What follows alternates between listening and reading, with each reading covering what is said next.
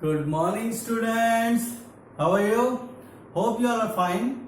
So today we are going to start the new chapter, right? That is properties of triangles. This is chapter number 15. This is chapter 15 and the name of the chapter is properties of triangles,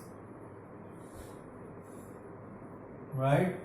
So before going to the properties of triangles, first we are going to study about the triangles, right? So what do you understand by the word triangle, right? So triangle is a shape which is closed by three sides, right? So these are the sides. If we name them as A, B and C, the point A, B and C means this point and this point. The point A, B and C are known as vertices, right?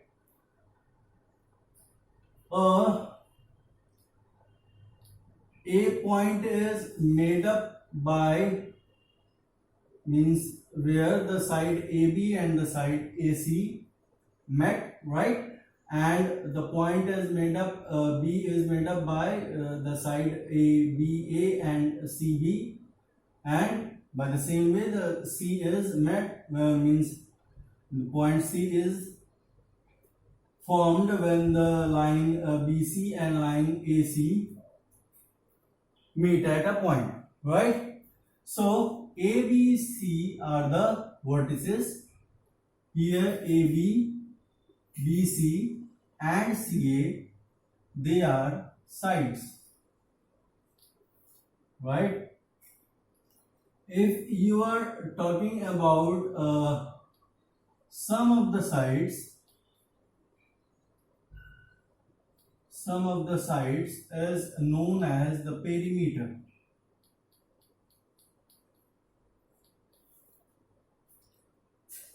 right? So this is the basic thing about the triangle, and these points are collinear. Is these points are collinear? No. In triangle, these points are non-collinear. Collinear means in the same line. If you put A, B, C in the same line, you cannot make a triangle, right? If here A, here B and C is given, so this is a collinear. If they are in collinear, you can make a straight line, right? So these points means A, B, C are non-collinear points, and a three-sided closed figure which is made, this is known as a triangle, right? So there are different type of triangles. One more thing I have left. This is a triangle, right? This is A, B and C. This and this, right? So these two sides made an angle, that is B. These two sides made an angle A. These two sides made an angle C, right? These are known as angles and these are known as sides, right? So triangle is broadly divided into two categories, right? First one is on the basis of side. There are different type of triangles, and on the basis of angles there are different type of triangles. So triangle is basically divided into two categories. First category is on the basis of sides, and second category is on the basis of angles, right?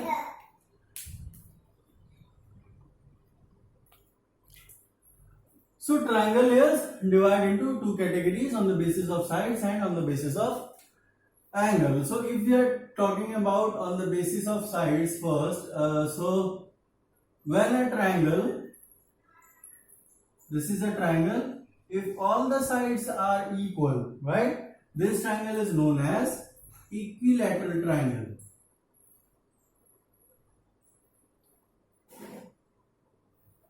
Right? If all the sides are equal. Second category means there are three sides in a triangle, you know, right? If three sides are equal, this is known as equilateral triangle. And if two sides are equal, if these two sides, only these two sides are equal, this is known as isosceles triangle.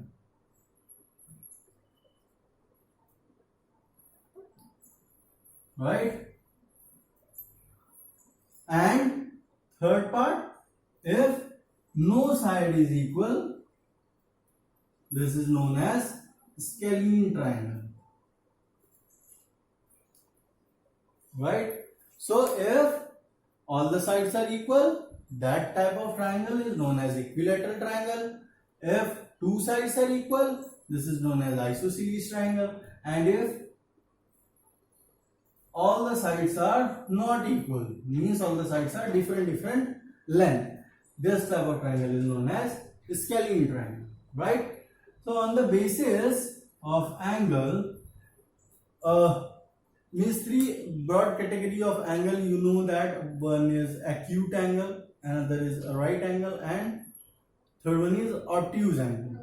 So on the basis of these angles, there are three different type of triangles also. So first one is acute angle triangle, where all the angles are less than 90 degree, means angles less than 90 degree.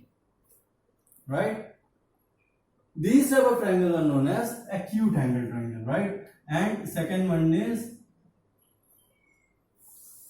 right angle triangle, when one angle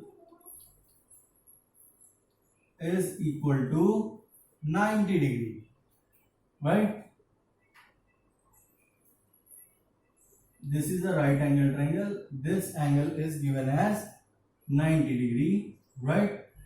So if this angle is given as 90 degree, it means the sum of these two angles must be equal to 90 degree. Right? Because you know that the angle, by the angle sum property, the sum of angles of a triangle is equal to 180 degree. And if one angle is given as 90 degree, this is fixed. Right? For the right angle, this is fixed, that one angle must be equal to 90 degree. If one angle must be equal to 90 degree, other sum of other two angles must be equal to 90 degree, because 90 plus 90 is equal to 180 degree. Right? And the third part is obtuse angle triangle, means where one angle is greater than 90 degree. Something like that. This is a triangle and one angle is greater than 90 degree. So there are six type of triangles, three on the basis of sides and three on the basis of angles. Right? Now we are going to prove the angle sum property.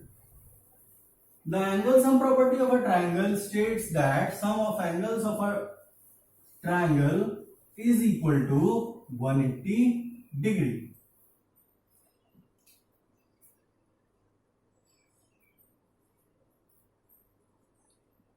Angle sum property. In the coming exercise, means exercise 15a, we are going to use this property only, the angle sum property, and this states that sum of angles of a triangle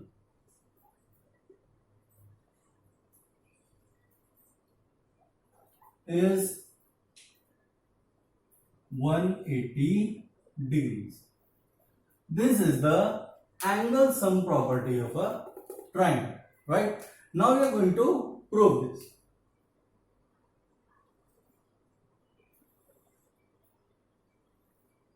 Suppose this is a triangle.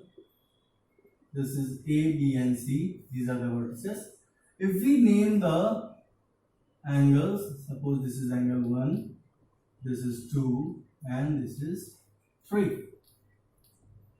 Right? For the proving of angle sum property, we have to construct something.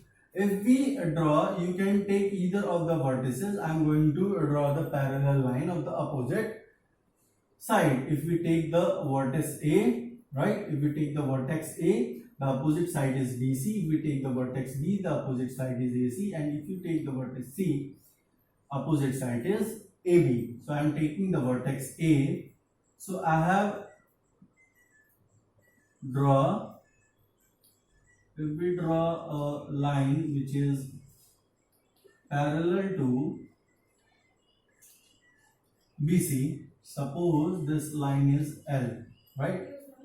This line is parallel to line BC. And in the previous chapters, you have studied about the properties of the parallel line, right? If two lines are parallel to each other and there is one transversal line, the alternate interior angle must be equal, right? So if we extend this line and if I extend this line, right? So if you are talking about this part, means these two lines and this transversal line, right?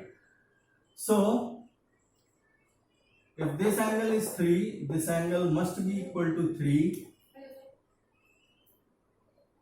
right? Why? Because they are alternate interior angle. Because these two lines are parallel, this is the transversal line. So these two angles are equal. So it means this is angle 3. By the same way, if you take BC and line L is parallel and this line AB is transversal line, right? We are talking about this. So if this angle is 2, this angle must be 2. Why? Because they are alternate interior angle, right?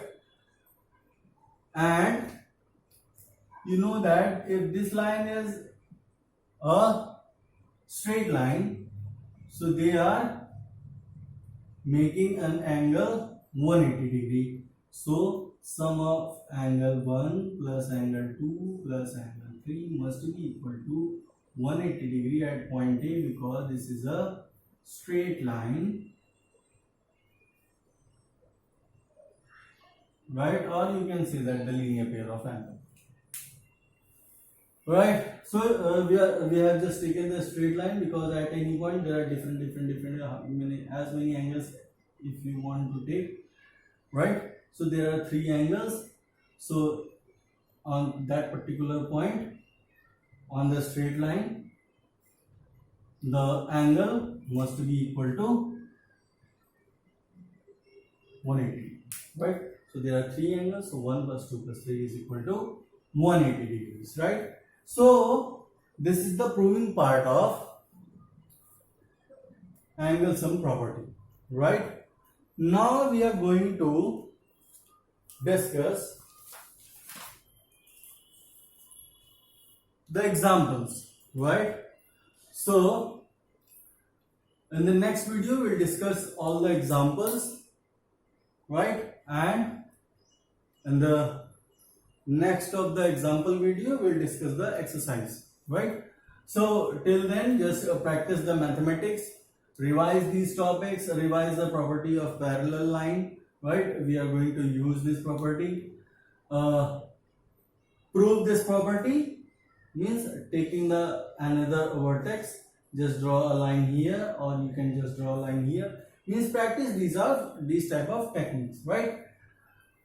So till then, stay safe, stay at home. Thank you very much.